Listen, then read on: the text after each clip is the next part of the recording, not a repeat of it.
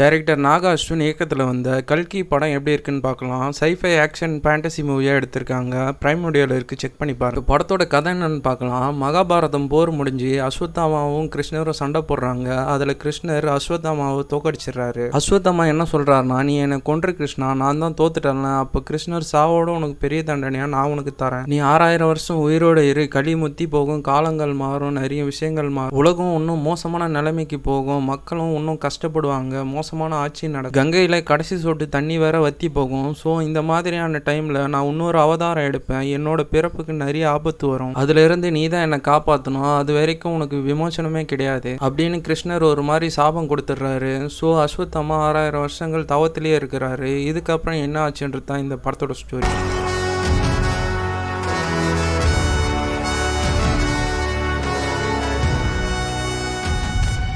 First half பொறுத்த வரைக்கும் ஆகா ஓகான்னு சொல்லிக்கிற மாதிரி பெருசாக எதுவும் இல்லை. செகண்ட் ஹாஃபில் தான் இவங்க ஸ்டோரிக்குள்ளேயே இறங்குவாங்க. செகண்ட் ஹாஃப் ஃபுல்லாகவே சூப்பராக இருந்தது. ஃபர்ஸ்ட் ஹாஃபில் விட்டதை செகண்ட் ஹாஃபில் பிடிச்சிட்டாங்க. கிளைமேக்ஸ் இந்த படத்தோட ஒரு பெரிய ஹைலைட்டாக சொல்லலாம். வேற லெவல் சம்பவம் பண்ணியிருக்காங்க. இந்த படத்தை பார்க்கணுன்னா மகாபாரதம் கதை உங்களுக்கு கொஞ்சம் தான் தெரிஞ்சிருக்கணும். அப்போ தான் இந்த படத்தோட கதை உங்களுக்கு புரியும். பிரபாஸ் இந்த படத்தில் ஸ்க்ரீன் டைம் கொஞ்சம் கம்மியாக இருந்த மாதிரி நான் ஃபீல் பண்ணேன். ஆனால் டுவர்ட்ஸ் எண்ட் அவரோட ரோலை மாஸ் காமிச்சிட்டாங்க. அமிதாப் பச்சனோட கேரக்டர் ரைட்டிங், அவரோட பெர்ஃபார்மன்ஸ் ஒரு பெரிய ப்ளஸ்ஸாக சொல்லலாம். அவர் தான் இந்த படத்தோட ஹீரோ மாதிரி காமிச்சிருக்காங்க.